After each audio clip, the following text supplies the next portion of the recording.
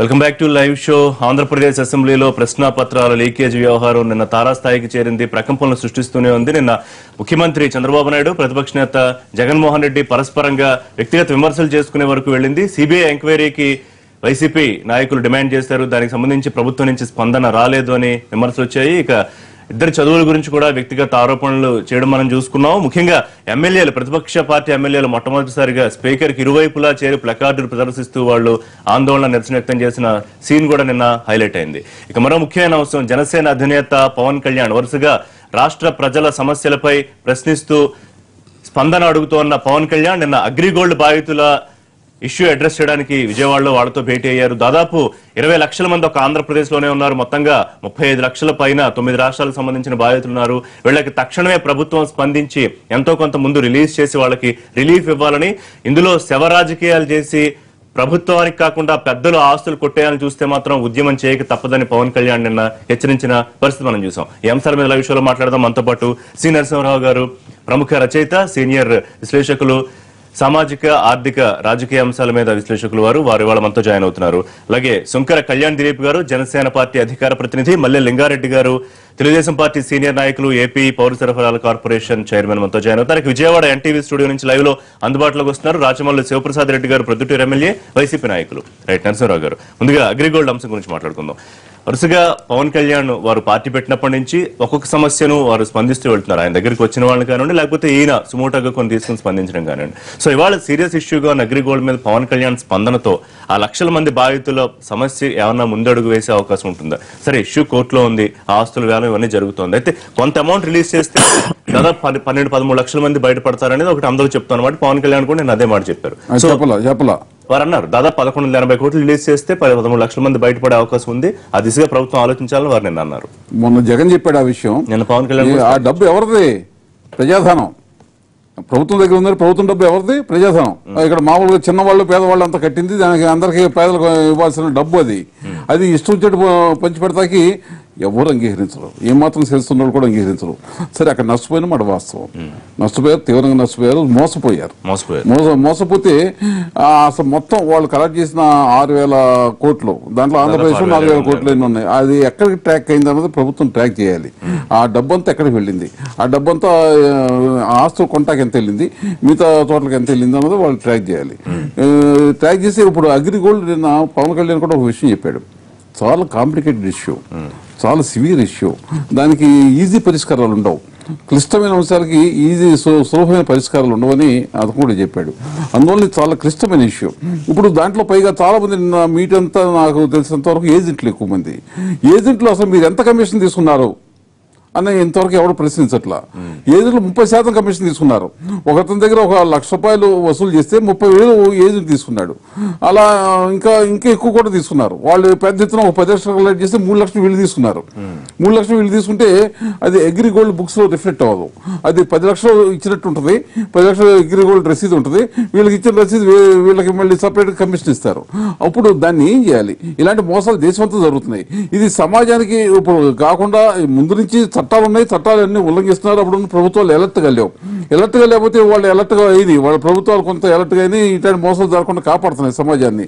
కానీ మోసపోయిన వాళ్ళకి ప్రభుత్వానికి ఏమైనా సంబంధం ఉందా? అసలు అగ్రిగోల్డ్తో ప్రభుత్వానికి ఏంటి సంబంధం? ప్రభుత్వానికి ఎటువంటి సంబంధం లేదు.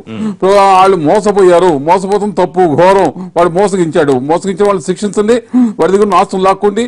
ఆస్తులు అక్కడ 16,000 ఎకరాలు 18,000 ఎకరాలు ఎంత ఉందంటున్నారు. వాటికి అమ్ముతాకి ఇమీడియట్ గా ఏమైనా కొంటారా? దాంట్లో కొన్ని నిరర్ధకమైన ఆస్తులు ఉన్నాయి. ఎక్కడో మారుమూల కొన్నారు వీళ్ళు, ఎక్కడ నిజామాబాద్ కొన్నారు, నెల్లూరు పక్కన కొన్నారు. ఇప్పుడు ఈ విషయంలో ఇమీడియట్ గా ప్రభుత్వం చేయాల్సిందో, ప్రభుత్వానికి ఏ సంబంధం? ప్రభుత్వానికి అసలు ఎలా సంబంధం ఉన్నది ఎవరన్నా చెప్పమనండి. ప్రభుత్వానికి అసలు ఎలా సంబంధం ఉండండి? వారికి అసలు ప్రభుత్వం దీంట్లో ఏమైనా జోక్యం ఉందా? ప్రభుత్వం నిర్ణయం ఏమైనా ఉందా? ప్రభుత్వానికి ఏమైనా పాత్ర ఉందా ఈ మోసగించబడ్డంలో? సమాజంలో ఇట్లా మోసాలు అనేక జరుగుతుంటే ఈ సమాజం, తోటి సమాజం ఎలర్ట్గా ఉండాలి. ప్రభుత్వానికి ఏం సంబంధం? పైగా ఈ డబ్బు ఎవరిది? ప్రభుత్వం డబ్బు అంటే చాలా చులకనగా ఎవరిది కానట్టు ప్రభుత్వం డబ్బే కదా ఇవ్వమన్నట్టుంది. ప్రభుత్వం డబ్బు ప్రజలది, పేద ప్రజల డబ్బు. కళ్యాణ్ గారు ఈ పాయింట్ ఆలోచించకుండానే సమస్యను అడ్రస్ చేశారంటారా? ఇప్పుడు ఇందులో మనం గమనించాల్సిన విషయం ఏంటంటే, ప్రభుత్వానికి ఏం సంబంధం ఉంటుందంటే, ప్రభుత్వాన్ని చట్టసభల్లో కూర్చోబెట్టింది ఆ జనం కాబట్టి, నిత్యం సామాన్యుడు తన జీవితంతో తన జీవన పోరాటం తన కింద మీద పడుతుంటాడు కాబట్టి మేము సౌలభ్యంగా సుఖంగా బతకడానికి మాకు చట్టాలను ప్రభుత్వాలు చేయమని చెప్పి మనం ప్రభుత్వాలను ఎంచుకుంటాం కాబట్టి మనకి ఎలాంటి వ్యక్తులు సమాజంలోకి వదులుతున్నారు, ఎలాంటి వ్యక్తుల దగ్గరకు చంద్రబాబు నాయుడు గారు లాంటి ప్రమోషన్ ఇచ్చారు, ఎలాంటి వ్యక్తుల దగ్గరకు రాజశేఖర రెడ్డి గారు లాంటి ప్రమోషన్లు ఇచ్చారు. సామాన్యుడికి ఇన్ని తెలివితేటలుంటే మనల్ని అసామాన్యంగా మన మీద ఉద్ధరిద్దామని చట్టసభల్లో కూర్చోబెట్టరండి. మనల్ని కూర్చోబెట్టిన తర్వాత ప్రపంచ దేశాల్లో ఎలాంటి సంస్థలు నెలకొల్పాలి అంటే ఇన్వెస్ట్మెంట్ రిటర్న్స్ కి సంబంధించి ఎష్యూరెన్స్ క్రెడిబిలిటీ ఉన్నటువంటి సర్టిఫికేషన్ తీసుకున్నాకే 50 లక్షలు అండ్ అబో డబ్బులు జనాల నుంచి సేకరించడానికి ఆస్కారం ఉంది. జనాల నుంచి తెచ్చుకున్నటువంటి డబ్బుల్ని ఎక్కడ పెట్టుబడులు పెడుతున్నారో కూడా ప్రభుత్వం దృష్టికి తెలియకుండా ప్రపంచ దేశాల్లో పెట్టేటువంటి అవకాశం లేదు. మనకి కేవలం చట్టాలు ఉన్నాయి. ఆ అందమైన చట్టాలని అమలు చేసుకునేటువంటి చట్టాలు, అమలు చేయకపోతే సుస్పష్టమైన శిక్షార్హులైనటువంటి చట్టాలు లేవు. అంటే అన్యాయం మన జీవితంలో ఒక భాగం అయిపోయిందిలే, సమాజంలో ఇవన్నీ చాలా కామన్ థింగ్స్లే అని మనం తీసేసుకోవచ్చు కడుపు నిండిన వాళ్ళ కింద. కానీ సామాన్యులు 10 రూపాయలు, 20 రూపాయలు, 30 రూపాయలు, 100 రూపాయలు కూడగట్టుకున్న వాళ్ళకి అది ఇబ్బంది. ఏజెంట్ల దగ్గరికి వెళ్ళి మేము సుస్పష్టంగా అడిగాం. వాళ్ళకి ఇచ్చిన ఇన్సెంటివ్స్ స్టార్టింగ్ లో 23% ఇచ్చారేమో, క్రమేపీ గడిచినటువంటి 10 సంవత్సరాల్లో 10% ఇన్సెంటివ్ కి వాళ్ళు రిసిప్ట్లు చూపించారు, మేము రిసిప్ట్లు చూసాం. 10% ఇన్సెంటివ్ వాళ్ళు పనిచేశారు. ఆ 10% ఇన్సెంటివ్ తీసుకున్న పాపానికి ఇంటికి వచ్చి ఆడవాళ్ళ మీద చేతులు ఎంచుకున్నారు, మగవాళ్ళు కొట్టించుకున్నారు. ఏజెంట్లైనా వాళ్ళు మనుషులే, 4 రూపాయలు వస్తుందంటే మనమే వ్యాపారాలు చేస్తామో వాళ్ళ వృత్తిరీత్యా ఓ రకమైన వృత్తిని ఎంచుకుని చేశారు. ఇక్కడ గమనించాల్సిన అంశం ఏంటంటే ప్రజల సొమ్ములోంచి ప్రభుత్వాలు తీసిమ్మనం సార్. ప్రభుత్వాలకు కొన్ని ఎక్సెప్షనల్ పవర్స్ ఉన్నాయి కాబట్టి చిత్తశుద్ధి కనపరిస్తే ఏ రకంగా 1200 కోట్లు ఇస్తారన్నారు. ఇలాంటి సమస్యే అస్సాం హెరాల్డ్ బ్యాంకుకి సంబంధించి 1900 కోట్లకి సంబంధించి స్కామ్ జరిగితే ఆ ప్రభుత్వం వాటికి సంబంధించినటువంటి ఆ ప్రైవేట్ బ్యాంక్ సంబంధించినటువంటి ఆస్తులన్నింటిని మేము తీసుకుని డబ్బులు ఇవ్వలేం, ఎందుకంటే ఇది ప్రజాధనం. మేము డబ్బులు ఇస్తే పెన్షనర్లకు డబ్బులు ఆగిపోతాయి, ప్రభుత్వం పరిపాలన డబ్బులు ఆగిపోతాయి. కానీ మా దగ్గర ఉన్నటువంటి విధానంతో కార్పొరేట్లను పిలిపిస్తాం, కార్పొరేట్లు చెప్తాం, ప్రత్యేకమైన రిజిస్ట్రేషన్ రాయితీలు ఇస్తా ఉంటాం. ఈ ల్యాండ్లు తీసుకుని ఆ డబ్బులు సరిపెడతారంటే మేము దానికి ముందరకు వస్తామని కార్పొరేట్ల సహాయంతో అస్సాంలో 2007లో ఈ యొక్క సమస్యను పరిష్కరించడం జరిగింది. సమస్యను పరిష్కరించాలనుకుంటే బెంగాల్ ఎగ్జాంపుల్ చెప్పారు, ఒక 5,000 ఎంతో రిలీజ్ చేశారు. నేను అదే చెప్తున్నాను సార్. ఇప్పుడు ఇక్కడ అవకాశం ఉందా? మన రాష్ట్రంలో ఉన్నటువంటి ఆర్థిక పరిస్థితుల్లో మొత్తం డబ్బులు ఇవ్వలేకపోవచ్చు, కానీ రాష్ట్ర ప్రభుత్వానికి ఉండే ఎక్సెప్షనల్ పవర్స్ తో ఇందులో పెద్ద రాకెట్ సైన్స్ ఏం లేదు సార్. 1200 కోట్లు రిలీజ్ చేస్తే సుమారు 11,75,000 మంది బాగుపడతారు. 20,000 లోపల ఉన్నటువంటి వాళ్ళకి 10,000 దక్కినా దక్కినట్టే, 5,000 దక్కినా దక్కినట్టే. ఇలాంటి సిచ్యువేషన్స్ లో ఇది కూడా ఎందుకు హీటెడ్ అయింది సార్? రకరకాల డిమాండేషన్ కానీ ఎఫెక్ట్లు కానించి జనం చేతిలో డబ్బులు లేకపోవడం, భయంకరమైన పరిస్థితుల్లో ఉండడం, ఇవన్నీ కూడా దీని చూపించినాయి. టీడీపీ ప్రభుత్వం ఏం చేయలేదంటలేదు, కానీ ప్రభుత్వానికి సంబంధం లేదంటే తప్పు సార్. ఇలాంటి సంస్థలు పెంచి పోషించే ప్రభుత్వం. శివప్రసాద్ రెడ్డి గారు, ఈ అగ్రి ఇష్యూ మీద మొదటి నుంచి వామపక్షాలు ప్రారంభించడం, ప్రజా సంఘాలు, జగన్మోహన్ రెడ్డి వైసీపీ అధినేత వారు కూడా వెళ్లారు, ఆ దీక్షా శిబిరాలు కానీ లేకపోతే పోరాటాలకు మద్దతు ఇచ్చారు. అయితే ఇవాళ జనసేన అధినేత పవన్ కళ్యాణ్ వెళ్లడంతో మరింత హీటప్ అయిందా, అది మరింత రైజ్ అయిందా? సరే, ఎవరు వెళ్ళినా బాధితుల కోసమే మాట్లాడుతున్నారు, ఏదో ఒక సొల్యూషన్ వచ్చే అవకాశం ఉంటుందా, లేకపోతే ప్రభుత్వానికి సంబంధం ఏముంది అనే యాంగిల్లో చూడాల్సిన అవసరం ఉందా? ఇందులో 2 ప్రశ్నలు అండి ఋషి గారు. ఒకటి, ప్రభుత్వానికి సంబంధం లేదని చెప్పే ఆ పెద్ద మనుషులు ఎవరైతే ఉన్నారో ముందు వాళ్ళ అభిప్రాయాన్ని వెనక్కి తీసుకోవాల్సిన అవసరం ఉంది. కారణం, మోసం చేసింది అగ్రిగోల్డ్ సంస్థ, మోసం చేసింది అగ్రిగోల్డ్ సంస్థ. అగ్రిగోల్డ్ సంస్థ మోసం చేస్తే ఆ మోసం చేసిన సంస్థ నుంచి ఈ రాష్ట్ర ప్రజలను కాపాడాల్సిన బాధ్యత ఈ రాష్ట్ర ప్రభుత్వాన్ని. ఘరానా మోసాలు చేసే ఏ మోసగాల నుంచి అయినా ఎటువంటి ఉపద్రవమైనా ఏ వైపు నుంచి ప్రజలకు సంభవించినా కూడా ఆ వైపు నుంచి ప్రభుత్వం ఉండి ఆ ఉపద్రవం ఉండి ప్రజలను, రాష్ట్ర ప్రజలను కాపాడాల్సిన బాధ్యత ఈ రాష్ట్ర ప్రభుత్వం పైన ఉంది. 1,100 కోట్ల రూపాయలు ప్రాథమికంగా ఇప్పుడు ఇస్తే దాదాపుగా 70% మంది అగ్రిగోల్డ్ బాధితులకు మేలు జరుగుతుంది. 1,100 కోట్ల రూపాయలు రాష్ట్ర ప్రభుత్వం ఇవ్వడానికి అంత పెద్ద మొత్తమేమి కాదు. గోదావరి పుష్కరాలని, కృష్ణా పుష్కరాలని అనేక కార్యక్రమాల చేత ఎంతో డబ్బులు వృధా చేస్తా ఉన్న ఈ నేపథ్యంలో 1 కోటి మంది కుటుంబ సభ్యులకు, 20 లక్షల మంది అంటే 1 కోటి మంది కుటుంబ సభ్యులకు మేలు చేసే దానికోసం అగ్రిగోల్డ్ సంబంధించిన కొన్ని ఆ సంస్థకు సంబంధించిన కొన్ని ఆస్తులను జప్తు చేసుకునైనా ఇవ్వచ్చు, మరే మార్గం గుండైనా ఇవ్వచ్చు. ఇది మొదటిది. రెండవది, పవన్ కళ్యాణ్ గారి గురించి మాట్లాడినారు. పవన్ కళ్యాణ్ గారు ఈరోజు మాట్లాడడం వల్ల అగ్రిగోల్డ్ బాధితులకు ఏమైనా మేలు జరుగుతుందా, లేకుంటే ఈ సమస్య ఇక వేగవంతంగా పరిష్కారం అయ్యేదానికి ఆస్కారం ఉందా అని చెప్పి, ఇది కొద్దిగా హాస్యాస్పదమైనటువంటి విషయం మీరు చెప్పే మాట.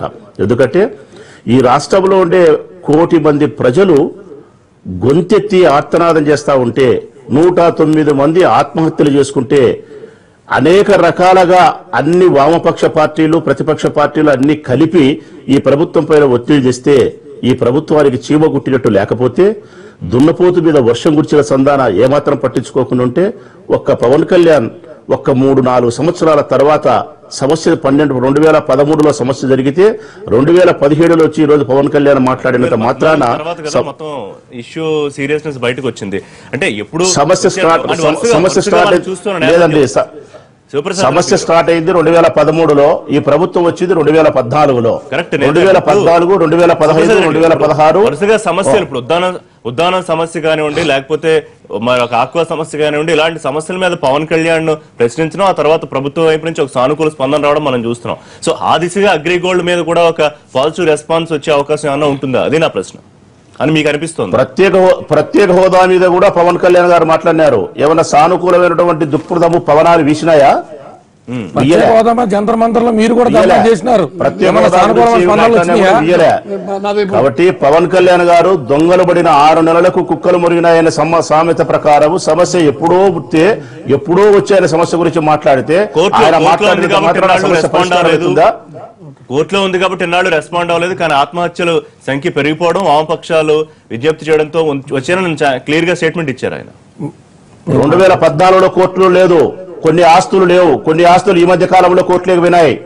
మొన్నటి వరకు అవకాశం ఉన్నది అగ్రిగోల్డ్ బాధితులకు సహాయపడడానికి, ఈ రోజు కూడా సహాయపడడానికి ఆస్కారం ఉంది. రైట్. లింగారెడ్డి గారు, ఎట్లా అడ్రస్ చేయాలి దీన్ని? ఎక్కడెక్కడ ల్యాండ్స్ ఉన్నాయి, అసలు వాటి విలువ ఎంత, ఇప్పటిదాకా ఎన్ని వేలం వేశారు, ఇవ్వాల్సిన డిపాజిట్లలో బాధితుల డిపాజిట్స్ ఎన్ని, ఇవన్నీ ముందు లెక్క తేల్చి ఎంతో కొంత ప్రభుత్వం ముందడుగు వేయాలనేది పవన్ కళ్యాణ్ అడుగుతున్నమాట. ప్రభుత్వం నుంచి నాకు తెలిసి ఇప్పటివరకు అఫీషియల్ రెస్పాన్స్ రాలేదు. ఒకటి ఇక్కడ మనం ఆలోచన చేయాల్సింది ఏంటంటే, మొట్టమొదటిది నేరస్తులను శిక్షించాల్సినటువంటి అవసరం ఉంది. రెండోది డబ్బులు రికవరీ చేయించి పేద ప్రజలు ఎవరైతే డిపాజిట్ చేస్తున్నారో వాళ్ళకు డబ్బులు అందేటట్టు చేయాల్సినటువంటి అవసరం ఉంది. మూడోది భవిష్యత్తులో ఇటువంటి కుంభకోణాలు నేరాలు జరగకుండా కట్టడి చేయాల్సినటువంటి అవసరం. నాలుగోది కూడా ఏంటంటే కొన్ని చట్టాలు పకడ్బందీగా చేయాలి. ఉదాహరణకు కొన్ని కార్పొరేట్కి సంబంధించినటువంటి చట్టాలు చేసడానికి రాష్ట్ర ప్రభుత్వాలకు అధికారం లేదు కొన్ని వ్యవహారాల్లో. అది కేంద్ర ప్రభుత్వం కూడా ఇప్పుడు ఇక్కడే కాదు, పశ్చిమ బెంగాల్లో మమతా బెనర్జీ ప్రభుత్వంలో మంత్రులు కానీ ఎంపీలు కానీ శారదా స్కామ్లో వాళ్ళు కూడా ఉన్నారు. వీటన్నింటిని దృష్టిలో పెట్టుకుని కేంద్ర ప్రభుత్వం కొన్ని చట్టాలు చేసి కట్టడి చేయాల్సినటువంటి అవసరం ఉంది. నెక్స్ట్ ఈ విషయంలో ప్రభుత్వ పాత్ర, ప్రభుత్వ బాధ్యత ఎంతవరకు ఉందనేది కూడా ఆలోచన చేయాలి. అయితే బాధ్యత లేదు, ఇది పూర్తిగా ప్రైవేట్ వ్యవహారం అని మేము అనలేదు. కాకపోతే ఇది కోర్టు పరిధిలో ఉంది. అంటే గతంలో వాళ్ళు బాగా వ్యాపారం చేస్తున్నారని అవార్డు ఇచ్చి వాళ్ళకి వేదికల మీద పిలిచి రెస్పాండ్ అవ్వాలి. సత్యం రామలింగరాజును వచ్చేసి అమెరికా దేశాధ్యక్షుడు పక్కన కూర్చోబెట్టుకున్నాడు. ఆయన మామూలు కూర్చుంటే ఈయన కాలు మీద కాలు వేసుకొని కూర్చున్నాడు. మరి తర్వాత ఆయన ఇల్లు బయటపడినాయి. అప్పుడు మనకు తెలియదు అంటే ఎట్లయితుంది? ఆ రోజుల్లో అతను ప్రముఖంగా ఉన్నాడు, ఏదో కొన్ని లక్షల మందికి ఉద్యోగాలు ఇచ్చినారు కాబట్టి అతనికి ఆ పరిస్థితిని బట్టి ఇవ్వాల్సినటువంటి ప్రాధాన్యత ఆ రోజు ఇచ్చినాం. ఇవ్వకపోతే కూడా తప్పే కదా.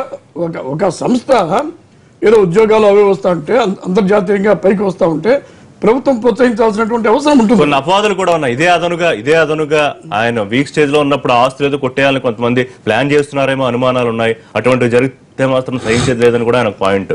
జనాల్లో మాట్లాడుకుంటున్న మాటని ఆయన ప్రస్తావించారు. అది కొట్టేసే వాళ్ళు ఉంటే చర్య తీసుకోవచ్చు. ఆయన ప్రభుత్వంలో పెద్దలు కోర్టుకు పోయేదానికి హక్కు ఉంది. ఇప్పుడు ప్రభుత్వంలో పెద్దలు కొట్టేస్తా ఉంటే 100 కోట్ల ఆస్తి పోతా ఉంటే ఎవడు ఊరుకోడు. పోలీస్ స్టేషన్ పోతాడు, కోర్టుకు పోతాడు, కంప్లైంట్ చేస్తాడు, దాన్ని కాపాడుకునేటువంటి ప్రయత్నం చేస్తారు. ఇక్కడ నేనేమంటున్నా అంటే వీళ్ళు 1200 కోట్లు ప్రభుత్వం ఇస్తే సరిపోతుంది కదా అని చెప్పి, మరి చార్మినార్ బ్యాంక్కి దివాలా తీసినప్పుడు ఎన్ని వేల మంది బాధితులు ఉన్నారు కదా. అప్పుడు ఎవరి ప్రభుత్వం ఉంది? శివప్రసాద్ రెడ్డి ప్రభుత్వం లేదా? మరి అప్పుడు రాజశేఖర రెడ్డి కాంగ్రెస్ వాళ్ళు ముఖ్యమంత్రి లేదా చెప్పేది? మరి అప్పుడు ఇచ్చినారా? ఎన్ని సమస్యలు పడినారు వాళ్ళు? ఈరోజు మనం ఆలోచన చేస్తుంది అంటే, ఇప్పుడు అక్షయ్ గోల్డ్ ఉంది, లేకపోతే సహారా దాంట్లో కూడా చాలా మంది బాధితులు ఉన్నారు.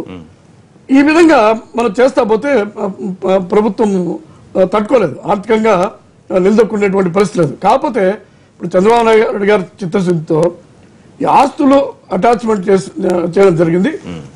చిన్న ఆస్తులు పెద్ద ఆస్తులు అని దాన్ని కేటగిరీ చేస్తున్నారు. దాన్ని అతి త్వరగా వేలం వేయడానికి ప్రభుత్వం ఒక ఫెసిలిటేటర్ గా బాధ్యతాయుతంగా పనిచేస్తా ఉంది. ఈ రోజు ఇప్పుడు మీరు చెప్పినారు పరిశ్రమల వాళ్ళకి ఎవరికైనా ఇవ్వచ్చు కదా, రాయితీలు ఇవ్వచ్చు కదా అని చెప్పి. ఇప్పుడు అది అందరికీ తెలుసు, కొనేవాడు ఎవడైనా కూడా లాభం ఉంటే కొంటాడు. వేలం వేసినప్పుడు కొన్ని చోట్ల టెండర్ కూడా వేయనటువంటి పరిస్థితి ఉంది. అందులో ఇక్కడ బాధితులు కూడా గమనించాలంటే పెద్దగా అంత పెద్దగా నష్టం వచ్చే పరిస్థితి కనపడలేదు. ఎందుకంటే ఆ రోజు 2,000కు 3,000కు ఎకరా కొన్ని ఆస్తులు కూడా ఈ రోజు కొన్ని లక్షలైనాయి. అంటే చాలా వరకు ఆస్తులకు రేట్లు పెరిగినాయి కాబట్టి కొంతవరకు బాధితులకు తిరిగి డబ్బు వచ్చేటువంటి అవకాశం అది రావాలి కదా, కాకపోతే భరోసా లేదు కదా, ఎంత వేగంగా వస్తుంది అనే దాన్ని బట్టి వాళ్ళ యొక్క మరి ఆవేదనను మనం మరి నివృత్తి చేయాల్సిన అవసరం ఉంది. ఇంకోటి కూడా ఏంటంటే ఇప్పుడు చంద్రబాబు నాయుడు గారు మొన్న చనిపోయినటువంటి వాళ్ళకు 5 లక్షల పరిహారాన్ని కూడా ప్రకటించారు. మరి వాస్తవంగా అయితే 5 లక్షల పరిహారాన్ని చనిపోయే పరిహారాలు బాధ్యత ప్రభుత్వానికి లేదు. ఇప్పుడు శివప్రసాద్ రెడ్డి మాట్లాడినాడు, దున్నపోతు మీద వాళ్ళ కూర్చున్నట్టు అని నేనేమంటున్నా అంటే ఆ రోజు తెలియదా దున్నపోతు మీద వాళ్ళ కూర్చుంది లేదనేది. చార్మిన్ బ్యాంక్ బ్యాంక్ దివాళా తీసినప్పుడు ఇక్కడ ఇప్పుడు పవన్ కళ్యాణ్ గారు పార్టీ నుంచి మాట్లాడుతున్నారు, మీరు చేయొచ్చు కదా ఎందుకు చేయలేదని చెప్పి. ఆయనేమో ఆలస్యంగా స్పందించిన అంటారు, వీళ్ళేమో మరి హోదాది వచ్చేసి సాధ్యం కాదని ప్రకటించినా కూడా వీళ్ళేమో అడుగుతానే ఉంటారు. అంటే ఇక్కడ కాలం చెల్లినటువంటి విషయాలను పట్టుకొని అది ఇందులో కలపదు, లేని పోని పనులను కాని పోని పనులను పట్టుకొని ఇప్పుడు ప్రెసిడెంట్ గా మారుతుంది. నేనేమంటే ఈరోజు 1,200 కోట్లు చంద్రబాబు నాయుడు గారు ఏదో ఒకటి అవస్థపడి ఇవ్వచ్చు, కానీ ఈ విధంగా ప్రైవేట్ సంస్థలు దివాలా చేసినప్పుడు ఇది ఒక సాంప్రదాయంగా ఒక హక్కుగా అందరూ కూడా డిమాండ్ చేస్తారు. 200 మూతపడిన ప్రైవేట్ సంస్థలు ఉన్నాయి, అందరికీ ఇచ్చుకుంటూ పోతాం అనేది ఒక వాదన వినిపిస్తోంది. సార్ ముందుగా ఒక విషయాన్ని ప్రస్తావించాలా, సామెతలు ఉన్నాయి కదా అని ఎడాపెడా వైఎస్ఆర్సీపీ వాళ్ళు చెప్పడం మానేయాలన్నా. దొంగలు పడ్డ 6 నెలలకు కుక్కలు మురుగుతా ఉంటే మురగే కుక్కల మాదిరి మీరు ఉన్నారు తప్ప పీకేదేం లేదని చెప్పి దొంగలు వస్తా పోతున్నారు. అట్లాంటి విమర్శలు మీరు చేయొద్దు, ఈ విమర్శలు మీరు వెనక్కి తీసుకోండి. కుక్కలో గిక్కలు అనేటువంటి ప్రస్తావన అయితే రావద్దు, అంతవరకు వస్తే చాలా దూరం పోతుంది. శివప్రసాద్ రెడ్డి గారు రెండు అంశం మాట్లాడదాం సార్.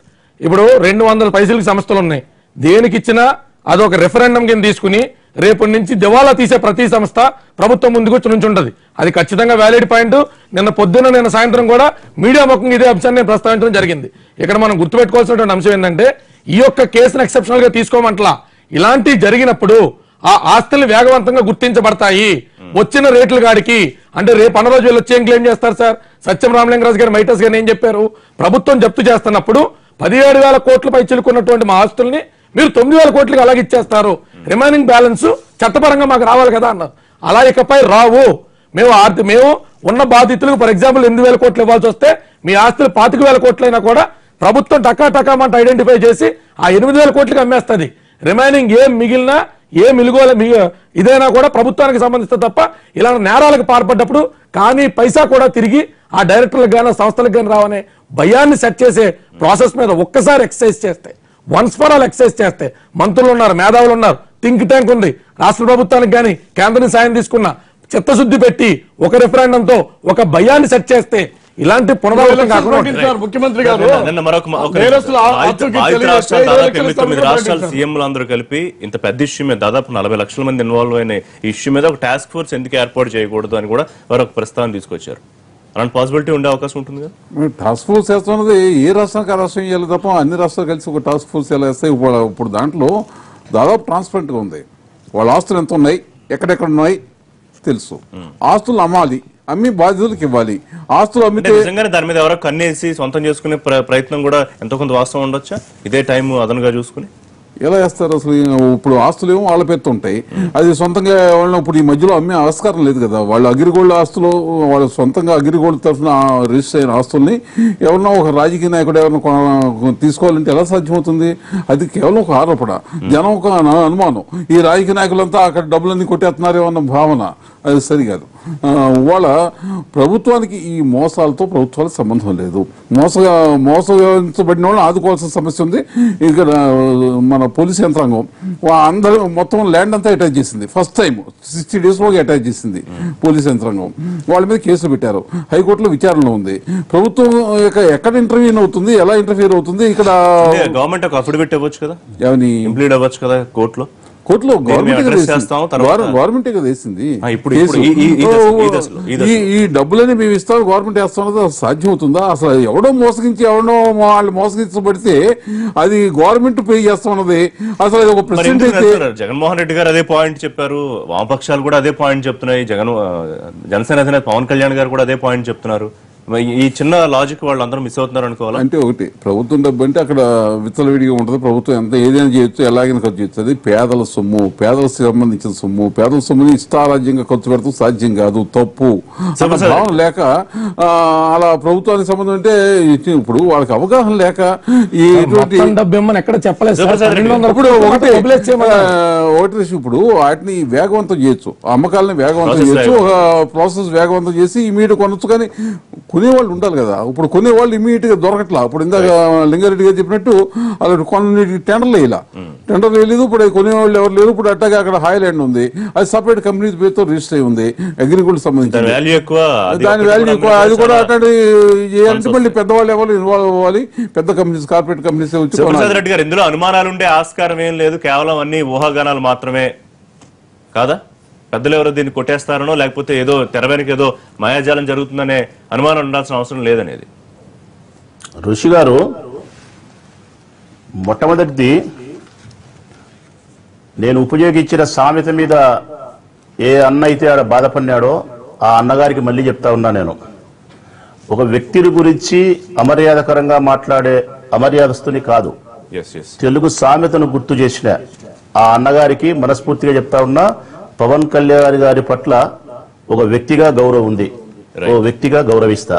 తెలుగు సామెతను అక్కడ ఉదహరించినా తప్ప మరొకటి కాదు, మరొకలాగా మీరు భావించొద్దు. అదే లింగారెడ్డి గారికి కూడా చెప్తా ఉన్నా, ఈ ప్రభుత్వం పైన దున్నపోతు మీద వర్షం పడింది అంటే కదా పట్టించుకోలేదని చెప్పేదానికి ఆ సామెతను ఉపయోగించడమే తప్ప మరొకలాగా కాదు.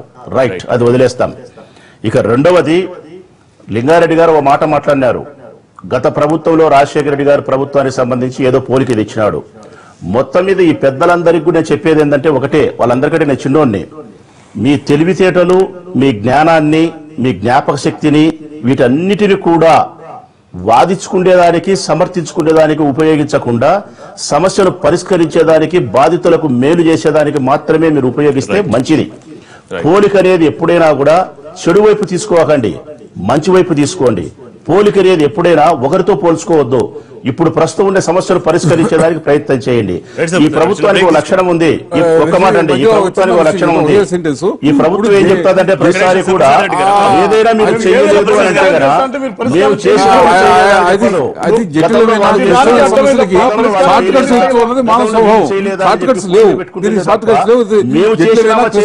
మాట్లాడారు వీళ్ళు. శివప్రసాద్ రెడ్డి గారు, ఋషి గారు చెప్పండి, లాస్ట్ పాయింట్ ఏంటి ఇప్పుడు మీరు అన్నది? గత ప్రభుత్వాలు చేసిన యొక్క పోలికను తీసుకునేదానికంటే ఆ ప్రభుత్వాలు తప్పు చేసినాయి కాబట్టి ప్రజలు మాకు తీర్పు ఇచ్చినారు, మేము మంచి చేయాలి కదనే జ్ఞానం ఎందుకు మీకు లేదు? రైట్, సరే, జరగాలని కోరుకునే వాళ్ళే. సో అందరూ కూర్చుని ఒక ఆలోచన చేస్తే కూడా బానే ఉంటుంది అనేది అనిపిస్తోంది. చిన్న బ్రేక్ తీసుకుందాం. బ్రేక్ తర్వాత నిన్న అసెంబ్లీలో జరిగిన